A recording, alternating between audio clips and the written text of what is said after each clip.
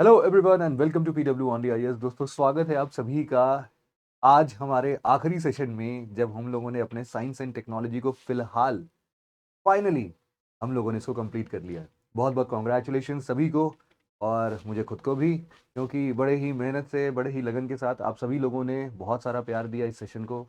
Science and take आपका भी complete हो गया है। आज हम लोग कुछ बस बचे कुचे से जो टॉपिक्स मिसलेनियस में आपके एग्जाम पॉइंट ऑफ व्यू से इंपॉर्टेंट है, उनको एक बार हम डिस्कस करने की कोशिश करेंगे। तो आज के कुछ कुछ टॉपिक्स हैं, उनको हम लोग एक एक करके स्टार्ट करते हैं।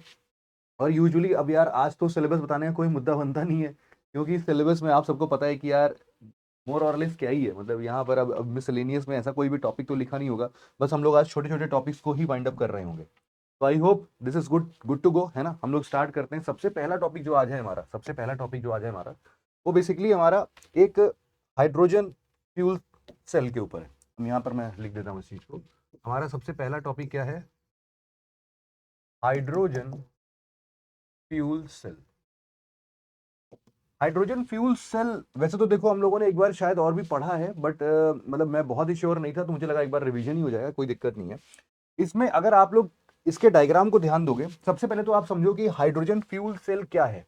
देखो, हम बेसिकली एक ऐसे सेल की बात कर रहे हैं। सेल में हमेशा कंफ्यूज मत होना, this is not a battery. सबसे पहले मतलब कि this will never store any power. इसके अंदर कोई भी स्टोरेज नहीं है। भले सेल बोल रहे हैं हम इसको, सेल मतलब बहुत सारे लोग बैटरी बोलते हैं, लेकिन इस बैटरी में भैया हम लोग कुछ भी, ये बैटरी नहीं है ना, एक प्रोडक्शन हाउस है। अब एक चीज का और ध्यान देना, ये समझ लो आप इसको ना, हमेशा इस फ्यूल सेल को एक इंजन जैसा कंपेयर कर सकते हो। This is just like an engine. जैसे मान लो कि आप लोग अभी अपने नॉर्मल कार, पेट्रोल कार लेते होगे, या फिर बाइक में पेट्रोल डलवाते होगे, तो उसमें एक आईसी इंजन लगता है कि नहीं? आईसी इंजन लगता है। तो वो जो आईसी इंजन है, आईसी इंजन, वहां पर हम लोग उसको क्या बोलते हैं? हम लोग उसको बोलते हैं कंबशन इंजन। Combustion engine. अब यहां पर जो ये कंबशन इंजन है ना, बेसिकली ये क्या करता है? यहां पर एक एक चैम्बर मान लो, है ना, चैम्बर मान लो। इस चैम्बर में एक पिस्टन लगा होता है, एक पिस्टन लगा होता है। ये पिस्टन जो है ये ऊपर और नीचे मूव करता है। ठीक है भाई, ये ऊपर नीचे मूव कर सकता है। अब यहां पर क्या होता है? यहां पर एक इनलेट हम लोग देते हैं, एक इनलेट देते हैं। किसका? हम लोग फ्यूल का इनलेट देते हैं। मान लो ये फ्यूल क्या है? अभी के लिए हमारे लिए पेट्रोल है। तो इस पेट्रोल फ्यूल का जब हम लोग इनलेट देते हैं, तो बहुत ही छोटा सा, मान लो एक छोटा सा ड्रॉप जैसा अमाउंट कुछ जाता है। द मोमेंट इट इंटर्स, यहां पर एक इग्नाइटर लगा होता है। क्या लगा होता है भाई? इग्नाइटर लगा होता है।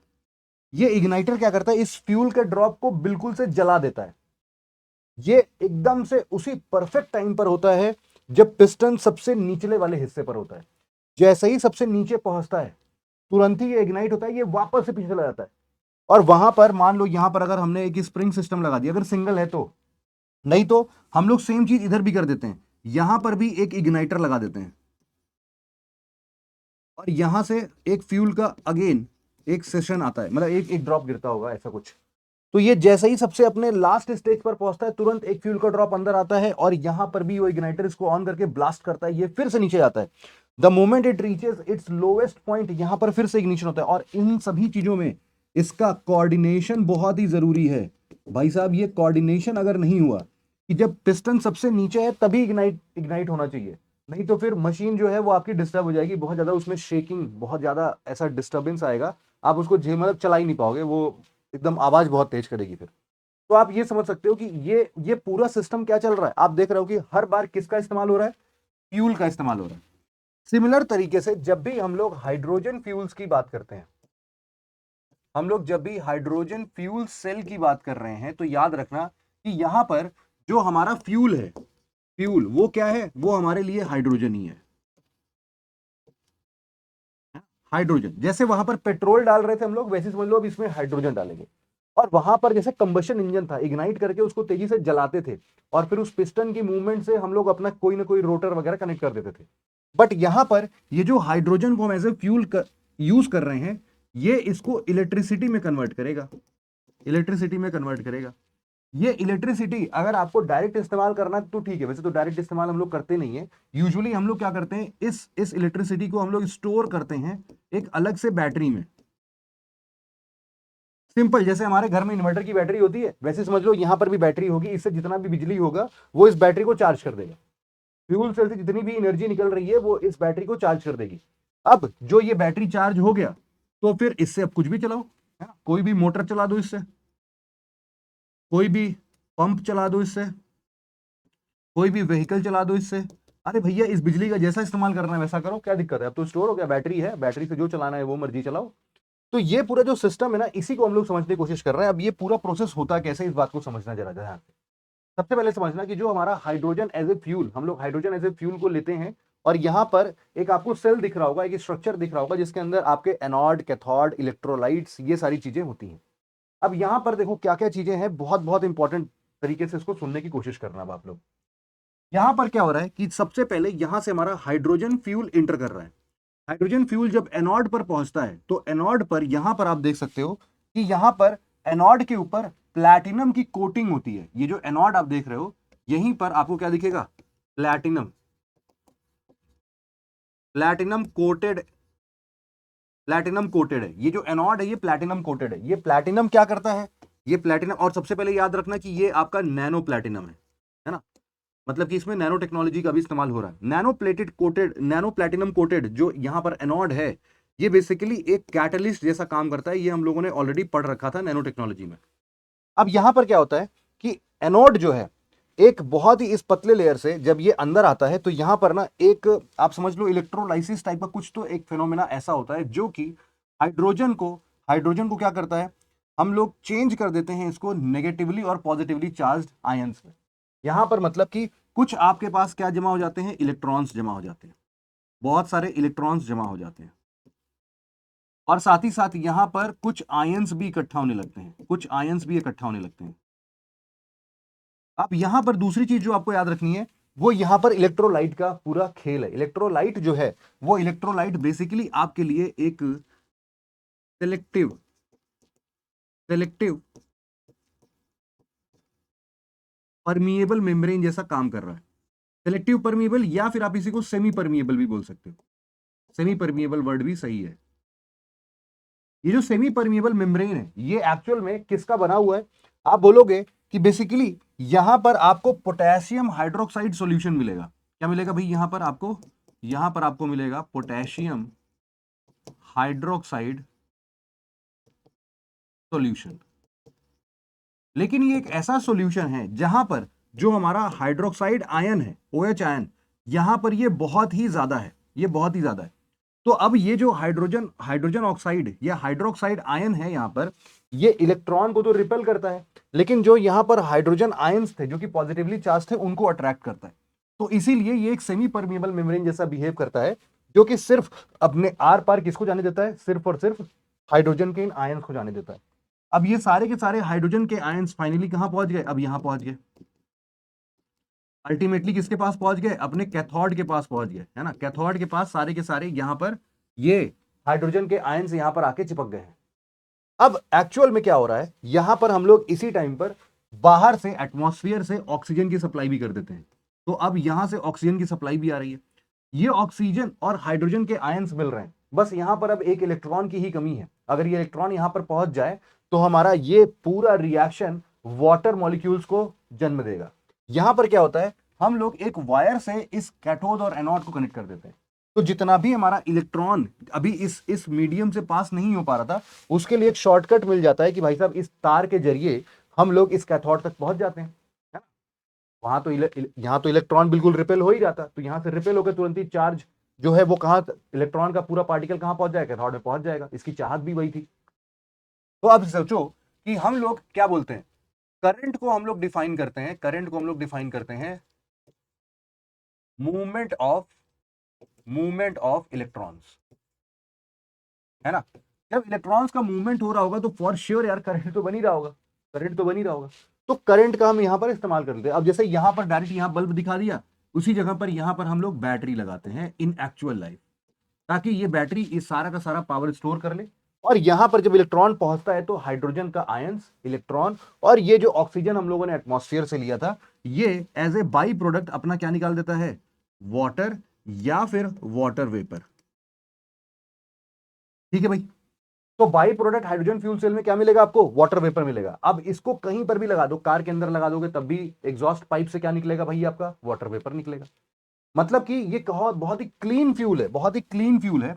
अब बस एक बात का आपको याद रखना है कि ये जो अभी हम लोग इलेक्ट्रोलाइट का ये मेंबर देख रहे थे, ये मेम्ब्रेन देख रहे थे, इसको हम लोग पेम बोलते हैं। पेम, PEM, पेम। ये पेम क्या है? ये आपका polymer electrolyte membrane. Polymer electrolyte membrane जो कि अपने आप में क्या है? एक सेमी परमिएबल मेम्ब्रेन है। सेमी परमिएबल मेम्ब्रेन है। ये पूरा मैकेनिज्म आपको अगर समझ में आ गया तो आपको हाइड्रोजन सेल डन हो गया। नेक्स्ट हमारा यहां पर वैसे देख सकते हो आप, वही चीज देखो, आपने क्या किया? हाइड्रोजन फ्यूल को अपने सिलेंडर टैंक में फ्यूल कराया। ये आपका हाइड्रोजन टैंक था। इस हाइड्रोजन टैंक से आप इसको फ्यूल सेल में हाइड्रोजन प्रोवाइड कर रहे थे। ये फ्यूल सेल से आपका ऑक्सीजन अंदर गया एटमॉस्फेयर से लेने के लिए, और बाहर क्या निकाला इसने? वाटर वेपर निकाल दिया। और फिर यहां से जो भी एनर्जी प्रोड्यूस हुई वो आपके बैटरी में गए, बैटरी चार्ज हुई, और बैटरी का पूरा जो पावर है वो कौन यूटिलाइज कर रहा? पावर कंट्रोल यूनिट, जिससे कि आपका मोटर रन कर रहा है। सिंपल, कार के अंदर पूरा यही सिस्टम चलता है। आपके पूरे व्हीकल में, जब आप इलेक्ट्रिक व्हीकल की बात करते हो तो इलेक्ट्रिक व्हीकल में अगर आप ऐसा सोचते हो कि नहीं, मतलब ये वैसे तो हाइड्रोजन कार है, अगर आप हाइड्रोजन कार की बात कर रहे हो तो हाइड्रोजन कार इसी तरीके से चल सकता है ना? सिमिलरली हमारा अगला जो टॉपिक है वो बहुत ही खतरनाक सा टॉपिक है, जिसको हम लोग बोलते हैं ई सिगरेट्स।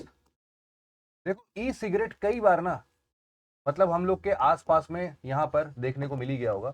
आजकल बहुत ही ज्यादा इस्तेमाल में आता है, वेप्स के नाम से भी आता है। तो आखिरकार ये वेप्स या सिगरेट्स, ई सिगरेट्स क्या हैं और इनको हम लोग कैसे यूटिलाइज करते हैं? साइंस एंड टेक्नोलॉजी के माध्यम से सोचिए। देखो, अभी हेल्थ हजार्ड्स वगैरह तो है ही है, उसको भी समझते हैं, लेकिन देखो ई सिगरेट एक्चुअल में वर्क कैसे करता है। ये जो वेप है, वेप एक्चुअल में ये एक फेक वेपर जनरेट करता है। फेक वेपर जनरेट कर रहा है ना? ये फेक वेपर जनरेट करने का क्या मतलब है यार? देखो, फेक वेपर जनरेट करने का मतलब ये है कि आप यहां पर, मतलब एक ऐसा कुछ, जैसे हम लोग जब सिगरेट हम लोग किसी को पीते हुए देखते हैं तो हम लोग क्या देखते हैं कि भाई उसने सिगरेट की एक कश ऐसे लगाई और फिर फू करके धुआं उड़ा दिया, है ना? तो धुआं जब उड़ता है तो धुआं कहां से जल रहा है? नॉर्मल के सिगरेट्स में तो यार वो तंबाकू को जलाते हैं, तंबाकू को जब जलाते हैं तो उससे जो धुआं निकलता है उसी को वो इनहेल करते हैं। उस धुएं में निकोटीन भी होता है, वो निकोटीन भी अंदर जाती है, और भी बहुत सारी चीजें रहती हैं जो कि वो अंत में हमारे लंग्स में टार जैसी चीज बनती है। वो आपने मूवीज के पहले में बहुत बार देखा होगा। तो यहां पर क्या सिस्टम बन रहा है? यहां पर बेसिकली ये फेक वेपर जो है ये एरोसोल जैसा कुछ होता है। एरोसोल जैसा कुछ होता है। अब यहां पर क्या होता है? यहां पर ना आपको कुछ पार्ट्स देखने को मिलेगा। देखो, सबसे पहले ये आपका माउथ पीस है ना? यहां पर आपका ये माउथ पीस दिख रहा है। अब ये माउथ पीस से क्या होता है? यहां पर एक इग्नाइटर होता है जिसको हम लोग हीटर बोलते हैं। ये हीटिंग कॉइल होता है। ये हीटिंग कॉइल जब भी गर्म होता है तो यहां से जो आपका एटमाइजर है, पहले तो देखो एटमाइजर जो है वो इग्निशन का काम करता है ना? इग्निशन का काम करता है। ये इग्निशन से ये हीटर यहां पर जल जाता है। और यहां पर ये वाला जो पूरा हिस्सा देख रहे हो आप, ये वाला हिस्सा, ये एक्चुअल में आपके लिए एक कैटरिज है, जिसको हम लोग लिखते हैं कार्ट्रिज। ये कार्ट्रिज में क्या है बेटा? कार्ट्रिज में आपको कई बार क्या मिलेगा? आपको मिलेगा इसमें प्रोपाइलीन ग्लाइकॉल, प्रोपाइलीन ग्लाइकॉल, या फिर आपको इसमें ग्लिसरॉल मिलेगा। अब देखो, ग्लिसरॉल की बात हो या प्रोपाइलीन ग्लाइकॉल की बात हो, ये दोनों के दोनों जो आपके एलिमेंट्स है ना, ये वैसे ही फूड इंडस्ट्री में बहुत ज्यादा इस्तेमाल में आते हैं। ये एक्चुअल में आपके फूड इंडस्ट्री में, फूड के अंदर में इसका टेस्ट टेस्ट इनहेंस करते हैं, टेक्सचर इनहेंस करते हैं, शेल्फ लाइफ बढ़ा देते हैं। ये सब बढ़ा रहे हैं, है ना? सब बढ़ा रहे हैं, टेक्सचर भी बढ़ रहा है, टेस्ट भी बढ़ रहा है। लेकिन इसका हम लोग सेवन करते हैं तो उतना नुकसान नहीं करता है। लेकिन एक्चुअल में इसका एक्सपेरिमेंट इस बेसिस पर नहीं हुआ कि भाई साहब अगर इसका धुआं, अरे हम लोग जब खाते हैं तो कहां जाता है? ये पेट के अंदर जाता है। लेकिन जब हम धुआं इसका ले रहे हैं अपने शरीर के अंदर तो कहां जा रहा है? लंग्स में जा रहा है। तो दोनों अलग अलग ऑर्गन से भैया, पेट में डाल रहे हो कि लंग्स में डाल रहे हो, दोनों में बहुत अंतर है। तो अभी ऐसा कोई एक्सपेरिमेंट ही नहीं हुआ है, या फिर ऐसा अभी रिसर्च प्रॉपर हमारे पास नहीं है कि आखिरकार ये प्रोपाइलिन ग्लाइकोल या ग्लिसरॉल का जब हम लोग लंग्स के ऊपर इफेक्ट देखें तो क्या दिखेगा। तो इसीलिए इसीलिए अभी ये बहुत ही खतरनाक बोला जाता है इसको। एक्चुअल में होता क्या है कि जो ग्लिसरॉल या प्रोपाइलिन ग्लाइकॉल है, ये एक प्रकार का ट्रांसपेरेंट लिक्विड होता है। ट्रांसपेरेंट थिक लिक्विड होता है ये, है ना? अरे आप लोगों ने देखा होगा यार, इनफैक्ट इसका तो बहुत बार इस्तेमाल आप लोग क्या बोलते हैं, इसमें भी देखते हो, जो आपके मेकअप वेकअप का सामान आता है ना, उसमें भी आपको देखने को मिलता है, वही ग्लिसरॉल की बात हो रही है। तो ये बेसिकली ट्रांसपेरेंट थिक लिक्विड जो होता है, ये इसी कार्ट्रिज में भरा जाता है। इस कार्ट्रिज में इस थिक लिक्विड के साथ साथ यहां पर कुछ फ्लेवर भर दिया जाता है, इसके साथ साथ कुछ निकोटीन भी भर दिया जाता है, ताकि भाई सिगरेट का एक्चुअल फीलिंग तो आए। क्योंकि एक्चुअल में हम लोग ऐसा बोलते हैं कि निकोटीन जब हम हमारे बॉडी के अंदर में जाता है तो वो एक प्रकार से हैप्पी हार्मोन जनरेट करता है, तो उसी की चाहत एक्चुअल में आपको कचोटती है सिगरेट पीने के लिए। तो उसी के लिए एक ऑल्टरनेटिव डिराइव किया गया और लोगों ने शुरुआत में इसको ऐसे मार्केट किया कि भैया यही है जो है, आप एकदम आराम से इसको पी सकते हैं, इसको पीने के बाद आप सिगरेट भूल जाओगे और सिगरेट की लत भी छूट जाएगी। लेकिन ग्रेजुअली व्हाट वी फाउंड कि भाई साहब कोई प्रॉपर एक्सपेरिमेंट तो हुआ नहीं है इसका कि क्या सही है क्या गलत है, ये भी तो नुकसान कर सकता है ना, इसका साइड इफेक्ट कितना है, और साइड इफेक्ट इनफैक्ट दिखने भी लगा हम लोग को। और इनफैक्ट यहाँ पर एक और चीज है कि जो यहाँ पर आप ये ट्रांसपेरेंट थिक लिक्विड का एक्चुअल में जब ये हीटर इग्नाइट करता है ना, तो यही ट्रांसपेरेंट थिक लिक्विड ही वेपर में बदल जाता है along with the flavour and nicotine. यही फ्लेवर को आप इनहेल करते हो, यही फ्लेवर को आप इनहेल करते हो और फिर आप इसका धुएं में उड़ा देते हो, हवा में उड़ा देते हो। तो अब मुद्दा यह है कि भाई साहब इसमें प्रॉब्लम कहां पर आती है। प्रॉब्लम, सबसे पहला प्रॉब्लम हमने ये समझा कि ये जो आप ट्रांसपेरेंट थिक लिक्विड का वेपर अपने अंदर लंग्स पर डाल रहे हो, उसका क्या साइड इफेक्ट है पता नहीं है अपने को। ये जो फ्लेवरिंग एजेंट्स आप यूज कर रहे हो इस केमिकल का एक्चुअल में, जैसे कि, और सबसे सबसे बड़ी बात, खतरनाक बात क्या बोलते हैं, आप इसमें ना कूलेंट भी मिला देते हो। कूलेंट, कूलेंट जो कि आपको मिंट फ्लेवर जैसा लगता है, लेकिन वो मिंट नहीं होता है ना, वो कूलेंट होता है। वो कूलेंट का भी असर एक्चुअल में आपके लंग्स पर कैसा पड़ रहा होगा आपको भी नहीं पता। तो इसीलिए एक्चुअल में जितना हम लोग बोलते हैं ना कि भैया ये तो बहुत ही सेफ है, और ये सेफ वेफ नहीं है, बहुत ही ज्यादा खतरनाक है आपके हेल्थ के लिए। दूसरी चीज क्या है, ये ना बहुत ही टेकी है, गैजेट टाइप का है, कोई भी अपने बैग में भर के चल सकता है। तो बेसिकली इसका सबसे बड़ा साइड इफेक्ट जो है वो आपके टीन एज ग्रुप को देखने को मिला। उनके लिए ना ये बड़ा ही फैसिनेटिंग हो गया, बहुत ज्यादा फैसिनेटिंग हो गया कि यार टीनेजर्स को लगने लगा यार ये तो बहुत ही कूल है ना, कि we are not smoking cigarette, we are using this e cigarette, जो कि हेल्थ के लिए हानिकारक है ही नहीं, धुएं उड़ाना मतलब कि बहुत अच्छी बात है। लेकिन एक्चुअल में इनके साइड इफेक्ट्स बहुत ही ज्यादा निकले, और इसीलिए कई सारे कंट्रीज में आप देखोगे कि ई सिगरेट्स, वेप्स पूरा का पूरा बैन है। यहां पर इसके लिए कोई स्ट्रॉन्ग रूल्स रेगुलेशंस भी नहीं बने हैं इनफैक्ट अभी तक। तो इसलिए भी ये आप देखोगे कि बहुत ही ज्यादा दिक्कत में ये रहता है। नेक्स्ट हमारे लिए जो एक टॉपिक है, नेक्स्ट हमारा जो एक टॉपिक है उसको हम लोग बोलते हैं बायो टॉयलेट। क्या बोल रहे हैं भाई, बायो टॉयलेट। अच्छा, अभी जब आप लोग अपने कभी भी रेलवेज में जब भी आप ट्रेवल करते हो तो आपको दिखता होगा कि अब जितने भी टॉयलेट्स हैं वो आपको बायो टॉयलेट्स में कन्वर्टेड दिख रहे होंगे। तो आपका जो इंडियन रेलवे का हर एक कोच है, उन सभी कोचेस के अंदर जितने भी टॉयलेट्स का इस्तेमाल होता है वो सब अब आज के टाइम पर बायो टॉयलेट्स है। क्या है आखिर बायो टॉयलेट, क्या करता है ये? देखो, बायो टॉयलेट का सबसे बेस्ट मतलब आप समझ सकते हो कि फायदा ये है, सबसे अच्छा फायदा ये है कि ये बेसिकली ना आपके एक्सक्रीटा को ऐसे सड़क पर, रेल की पटरियों पर ये डिस्पोज नहीं करता है। ये आपके एक्सक्रीटा को बहुत ही अच्छे तरीके से यूटिलाइज करने लगता है। जैसे कि कई बार तो अब आजकल के टाइम पर ऐसे बहुत सारी कंपनीज आ रही हैं जो कि आपके बायो टॉयलेट को आपके घर में यूज करने की बात करती हैं कि भाई साहब आप बायो टॉयलेट यूज करिए। इसका बायो टॉयलेट का एक जो आउटपुट निकलता है वो है आपका मीथेन।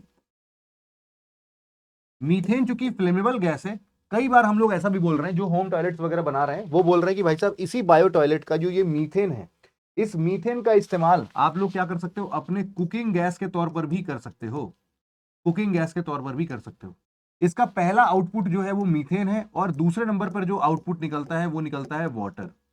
कई सारी कंपनी तो भाई साहब ये तक भी दावा करती हैं कि ये पानी वो लोग इस लेवल पर प्यूरिफाई कर देते हैं कि अगेन इसको आप यूटिलाइज कर सकते हो, इवन ड्रिंकिंग पर्पस के लिए भी आप इसको बना सकते हो। अब ठीक है, इतने एक्सट्रीम लेवल पर हमें सोचने की जरूरत नहीं है, लेकिन अब आप इतना समझ लो कि आखिरकार आपका जो पूरा सॉलिड वेस्ट था, जो कि कितनी सारी बीमारियों का कारण बनता, कितना सारा गंदगी फैलाता, अब उन सभी चीजों को हमने किसमें कन्वर्ट कर दिया, मीथेन में और वाटर में। लेकिन ये चमत्कार हुआ कैसे? ये चमत्कार होता है with the use of some bacterias. ये जो बैक्टीरियाज होते हैं ये बेसिकली आपके एनएरोबिक बैक्टीरियाज होते हैं। एनएरोबिक बैक्टीरियाज एक्चुअल में जो भी आपका फीकल वेस्ट होता है, ये फीकल वेस्ट आपका यहां पर एक चैम्बर में जाता है। इस चैम्बर में आपका ऑलरेडी एनारोबिक बैक्टीरियाज यहां पर सारे के सारे एडेड होते हैं। ये बैक्टीरियाज आपके एक्सक्रीटा के ऊपर एक्ट करते हैं और उसको डिकम्पोज कर देते हैं। डिकम्पोज करके उसका एक हिस्सा मीथेन में और वाटर में कन्वर्ट हो जाता है। तो वाटर यूजुअली वैसे ही कहीं पर भी गिरा देते हैं। इंडियन रेलवे का सिस्टम तो यही है कि वो मीथेन को ऐसे ही गैस में मतलब हवा में ही छोड़वा देते हैं, कोई दिक्कत नहीं है, और पानी भी ऐसे इधर उधर कहीं ना कहीं इधर उधर ही गिरा देते हैं, मतलब उसका यूटिलाइजेशन नहीं कर पाते। बट और अच्छी टेक्निक अगर हम करें, इस्तेमाल करें अगर वहां पर, तो हम इसका यूटिलाइजेशन भी कर सकते हैं, जैसे कि आजकल के बहुत सारे बड़ी कंपनीज कर रही हैं। तो यहाँ पर आप रेलवेज में देखोगे कई सारे चैम्बर्स बने होते हैं, तो उसमें प्योर प्योर प्योर होते होते वैसे तो आप देख सकते हो। अरे बहुत ही बढ़िया एक इनिशिएटिव आया है एक्चुअल में मध्य प्रदेश में, एमपी के अंदर में। आप देखोगे कि कई सारे जो सुलभ शौचालय होते हैं ना, वो सुलभ शौचालय मोर देन 50 बायो टॉयलेट्स वहां पर अब इंस्टॉल हो चुके हैं अलग अलग शहरों में। तो एमपी में आप देख सकते हो, एमपी में शायद इंदौर की बात हो रही है, इंदौर में मैं देख रहा था, तो इंदौर में ये काफी ज्यादा बढ़िया तरीके से काम कर रहे हैं लोग। तो यही था पूरा अपना कॉन्सेप्ट किसका, बायो टॉयलेट का, बायो टॉयलेट का।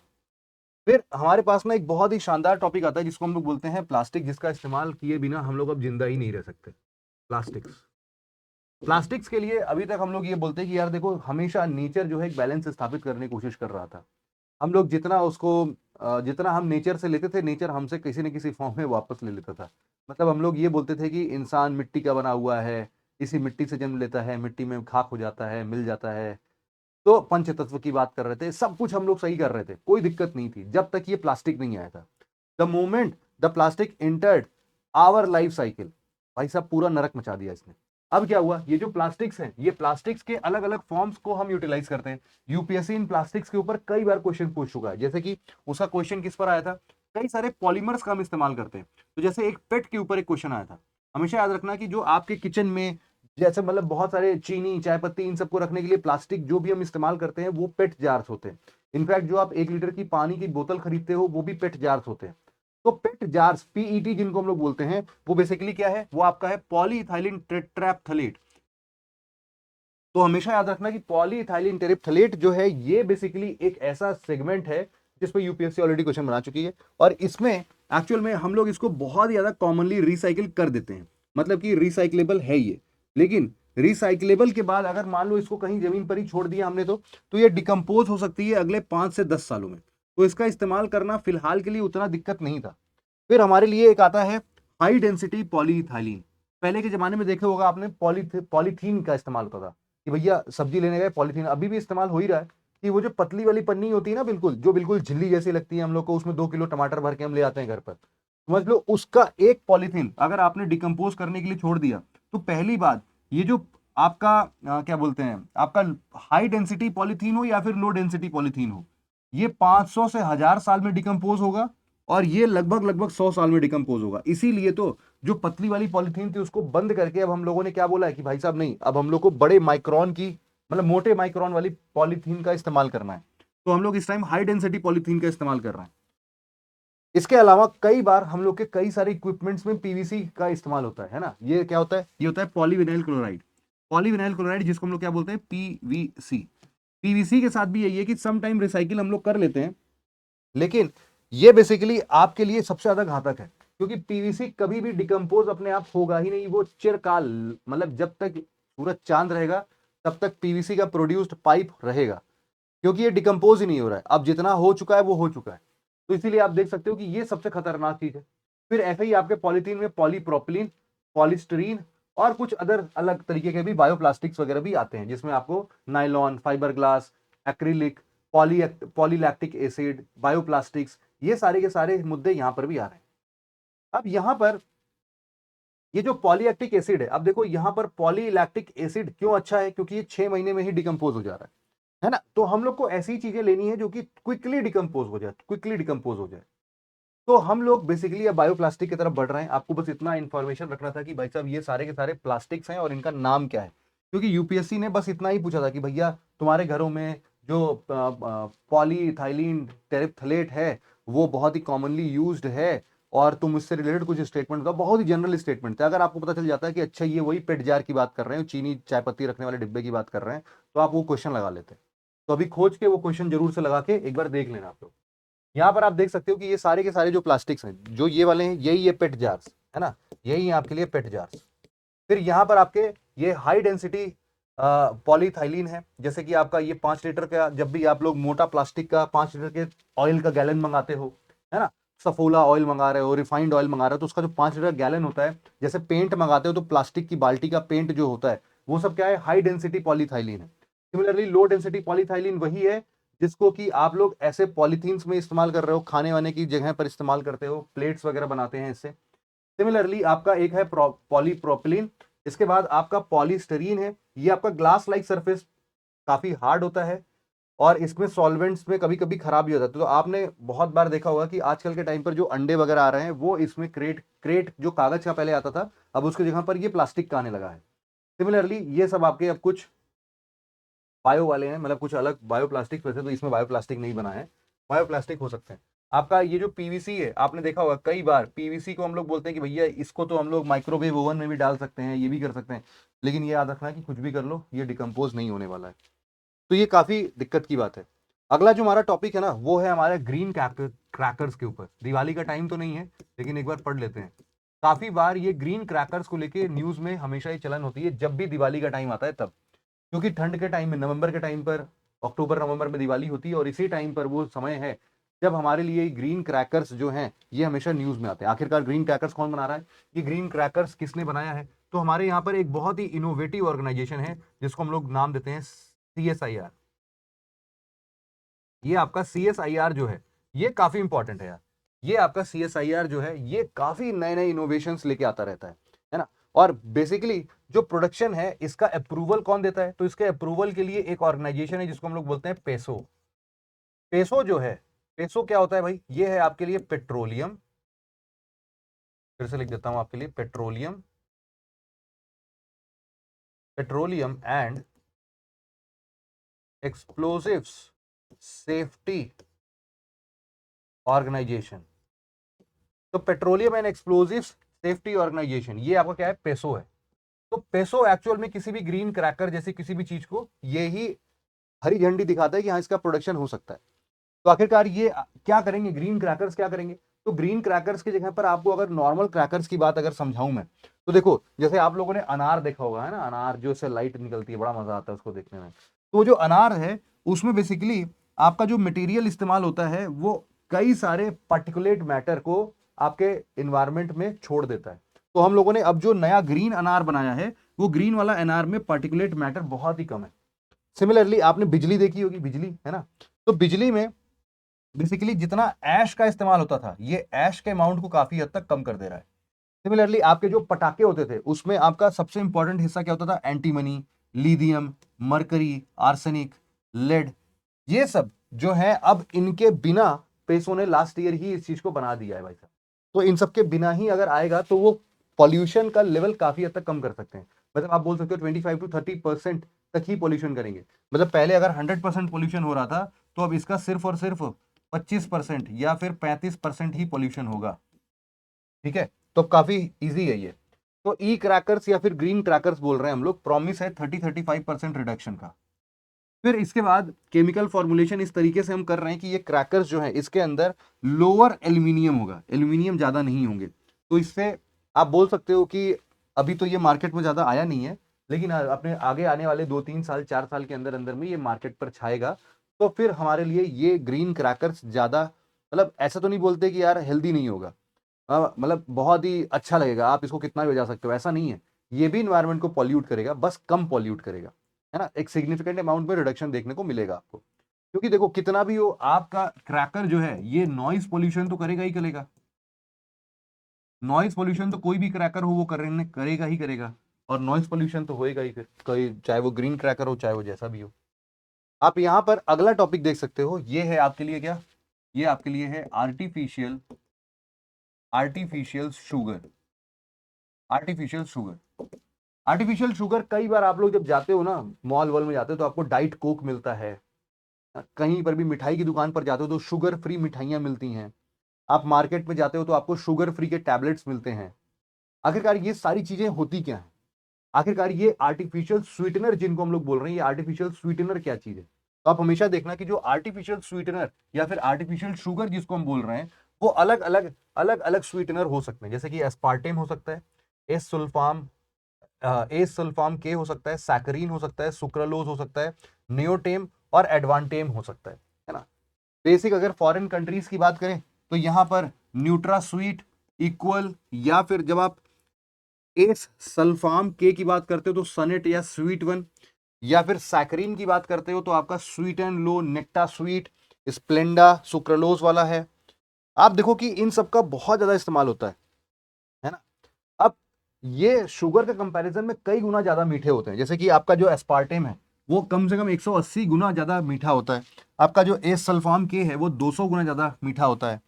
सैकरीन जो है वो 300 गुना ज्यादा मीठा होता है। सुक्रालोज 600 गुना, नेओटेम जो है वो 7,000 से 13,000 गुना, और फाइनली जो एडवांटेम है वो 20,000 गुना ज्यादा मीठा होता है शुगर से। तो आप देख सकते हो कि कई सारा खतरनाक तरीके से हम इसका इस्तेमाल कर सकते हैं। जैसे कि आपके कंट्री में जो खुद का बिकता है वो क्या मिलता है भाई, शुगर फ्री है, सबसे कॉमन है यार, वही इस्तेमाल होता है घरों घरों में, है ना। तो नेचुरा का शुगर फ्री ऐसा वैसा कुछ भी करके। तो बेसिकली यहाँ पर देखो क्या लिखा है, इट कंटेन्स सुक्रालोज, क्या लिखा है भाई, सुक्रालोज है इसके अंदर। यहाँ पर आप देख सकते हो ये जो सुक्रालोज है, सुक्रालोज, ये सुक्रालोज 600 गुना ज्यादा मीठा है ना, चीनी से 600 गुना ज्यादा मीठा है। तो एक्चुअल में इन सबसे होता है कि आर्टिफिशियल शुगर से जब हम खाते हैं तो क्या होता है, जो भी डायबिटिक पेशेंट्स होते हैं उनके अंदर इंसुलिन सीक्रेट नहीं होता है, जिससे कि वो शुगर कंपोनेंट का जितना भी कैलोरी इनटेक वो करते हैं, मतलब शुगर अगर ज्यादा खाते हैं, शुगर ज्यादा खाते हैं तो इसका मतलब है शुगर जो है वो उनके लिए समझ लो कैलोरी जो है, कैलोरी बहुत ज्यादा बढ़ा देता होगा है ना, कैलोरी इतनी ज्यादा बढ़ा देता है उनके इंटेक से, और उसको कंट्रोल करने के लिए इंसुलिन है नहीं उनके बॉडी में। तो अब ये लोग क्या करते हैं कि इस मीठे को जब भी खाओगे तो आपका कैलोरी इंटेक जीरो रहेगा या बहुत ही कम रहेगा। तो आपने देखा होगा कि भाई साहब आज के टाइम में ऐसा ऐसी ऐसी ऐसी आइसक्रीम आने लगी है जो कि शुगर फ्री है, वो बोलते हैं जीरो कैलोरी आइसक्रीम। मतलब अभी जो डाइट वाले बंदे होते हैं वो तो कभी मीठा खाते ही नहीं है, इनफैक्ट, है ना, बहुत ही रेयर। आपने एक्टर एक्ट्रेसेस को देखा होगा, वो हार्डली कभी साल भर में एक आधे मीठा खाते हैं। तो यहाँ पर आर्टिफिशियल शुगर क्या है, फिर वो क्यों नहीं खा लेते अगर इतना ही सही है सब कुछ, तो इससे कुछ हो ही नहीं रहा है। नहीं, इसके भी साइड इफेक्ट्स होते हैं। शुरुआत में लगा कि यार इसका सब कुछ बढ़िया ही बढ़िया चल रहा है, लेकिन इसके काफी साइड इफेक्ट्स देखने को मिल रहे हैं। ये ना आपको डायबिटीज कॉज करने में काफी हेल्प मिलता है, स्पेशली जो डाइट शुगर सुक्रालोज वगैरह का होता है ना, उससे काफी हद तक दिक्कत मिलती है। आपको क्रोन डिसीज जैसे कुछ प्रॉब्लम हो सकती है, आपका गट जो है वो लीकी हो सकता है। सिमिलरली आप पे ऐसे इसके अंदर बहुत सारे टॉक्सिक कंपाउंड्स भी मिक्स कर दिए जाते हैं, जो कि फ्यूचर में आपके लिए काफी ज्यादा प्रॉब्लम क्रिएट कर सकता है। अब अगर इसके इंग्रेडिएंट को देखोगे तो इसमें सुक्रालोज तो है ही है, लेकिन सुक्रालोज के साथ साथ आप देखोगे कई सारे और भी एजेंट्स यहाँ पर मिले हुए हैं।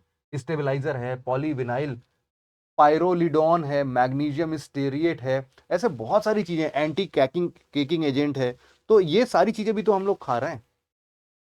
तो इसीलिए मार्केटिंग करने के पर्पज से तो अच्छी बात है, कभी कभार खाना है तो भी ठीक है, लेकिन इसका रेगुलर सेवन नहीं कर सकते हैं, है ना। आप देख सकते हो कि आखिरकार अच्छे ये सारे स्वीटनिंग एजेंट्स हैं अदर, तो ये किससे बनते होंगे। नॉर्मली शुगर तो शुगर केन से बनता है, स्वीट पोटैटो से कई जगहों पर बनता है।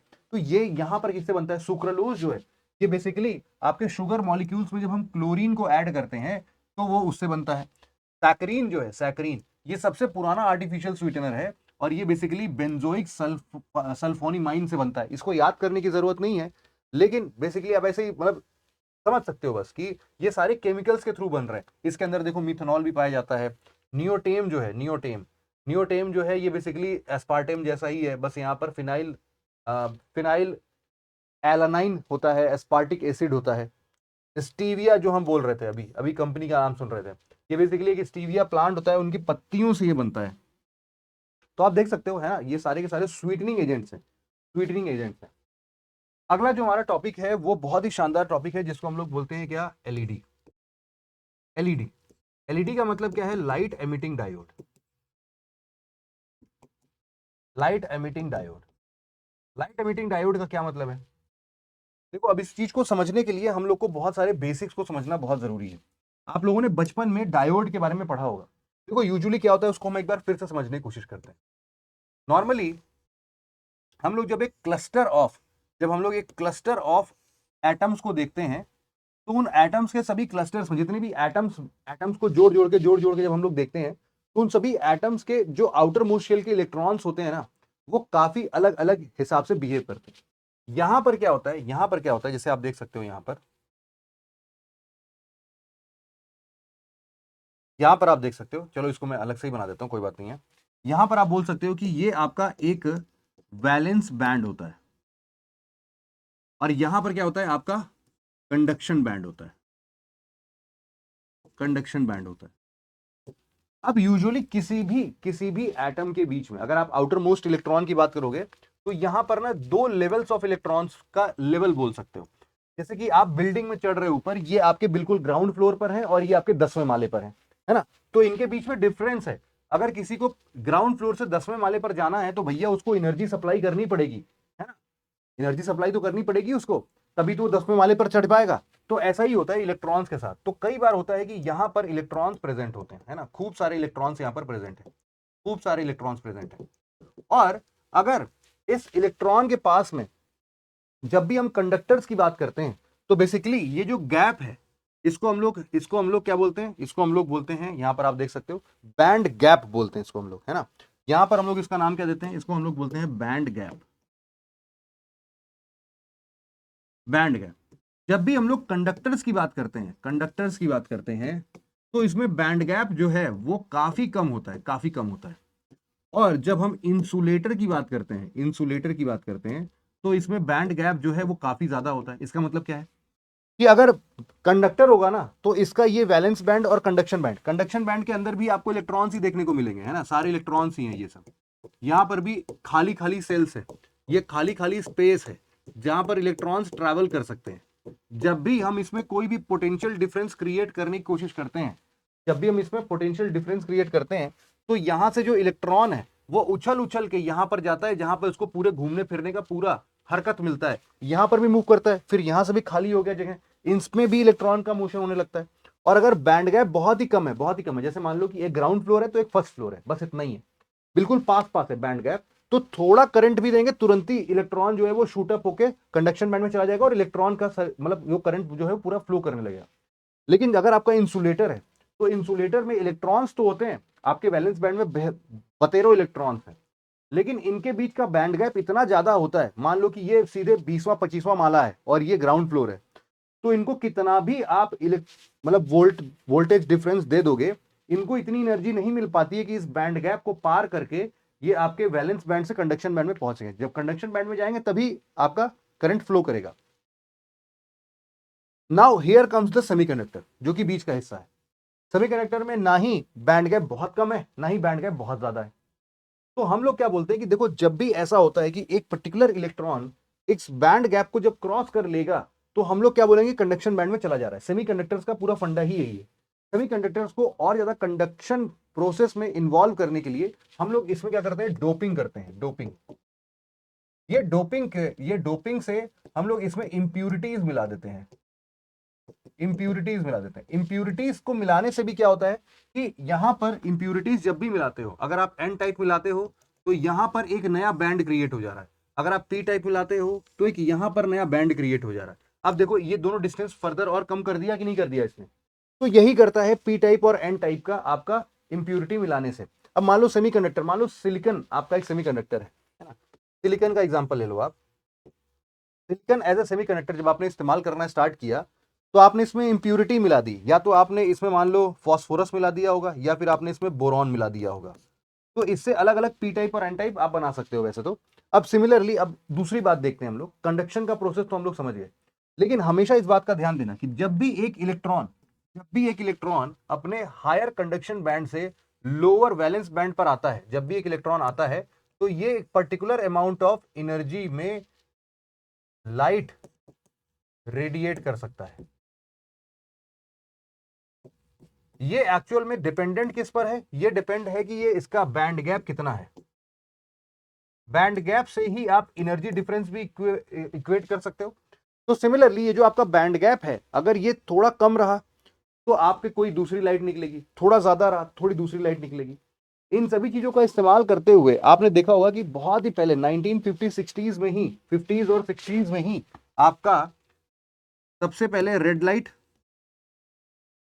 और फिर आपका ग्रीन लाइट बन चुका था। मतलब कि आपके दो डायोड्स तो पहले, एलईडीज पहले ही बन चुके थे, रेड कलर की एलईडी और ग्रीन कलर की एलईडी। लोगों को यह लग रहा था कि अगर हम लोगों ने गलती से भी अगर ब्लू कलर की एलईडी खोज ली तो हमारा पूरा का पूरा आज के टाइम का जो डिजिटल वर्ल्ड है वो पूरा का पूरा बदल जाएगा। वो इस तरीके से बदलेगा कि भाई साहब हम लोग बहुत ही खतरनाक ढंग से हम लोग नए नए स्क्रीन्स बना पाएंगे। क्यों? क्योंकि रेड, ग्रीन और ब्लू, RGB, इसको मिलाकर हम लोग एक प्रॉपर व्हाइट कलर भी प्रोड्यूस कर सकते हैं। और इस विजिबल रेंज के, विजिबल स्पेक्ट्रम के जितने भी कलर्स हैं वो सारे के सारे कलर्स इनके कुछ कुछ कॉम्बिनेशन से प्रोड्यूस हो सकते हैं।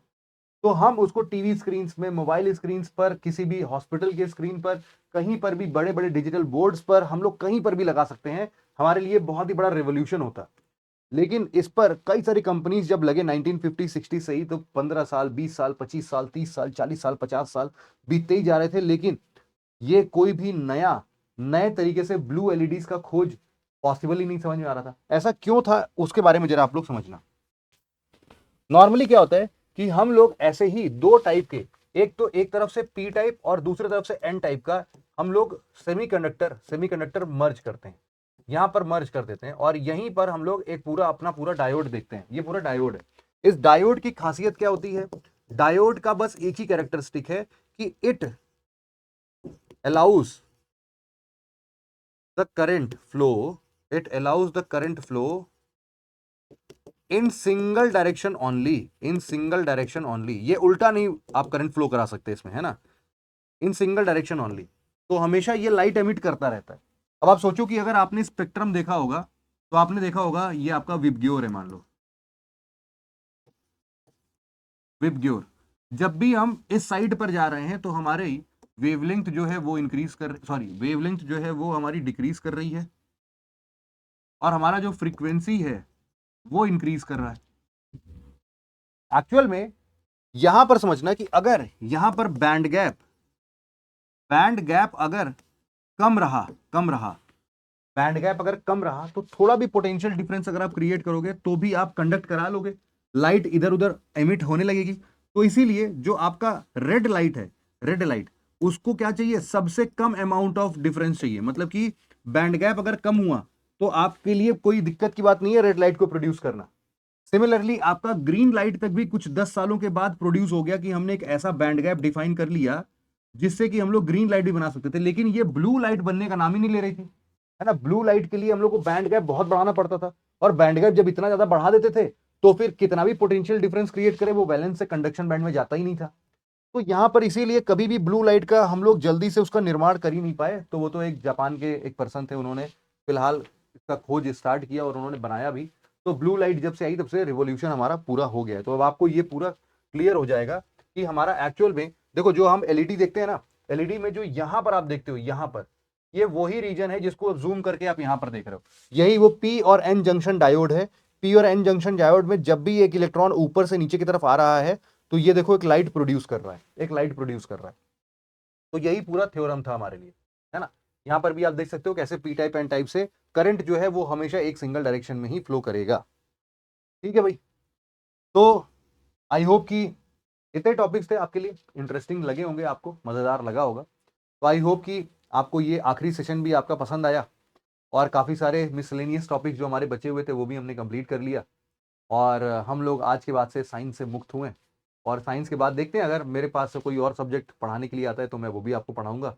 आप नीचे कमेंट सेक्शन में बताना अगर कोई नया सब्जेक्ट मुझसे आप पढ़ना चाहते हैं तो वो कौन सा सब्जेक्ट होगा, और साइंस की इस पूरी जर्नी में आप कैसा फील कर रहे हैं वो भी आप हमें जरूर से बताइएगा। इस लेक्चर में इतना ही था। आशा करता हूँ कि आप लोग बहुत बेहतर तरीके से अपनी तैयारी को कंटिन्यू करेंगे, और हम लोग बहुत ही जल्द फिर से मिलेंगे। Thank you so much for listening it very patiently friends. Have a nice day. Thank you so much.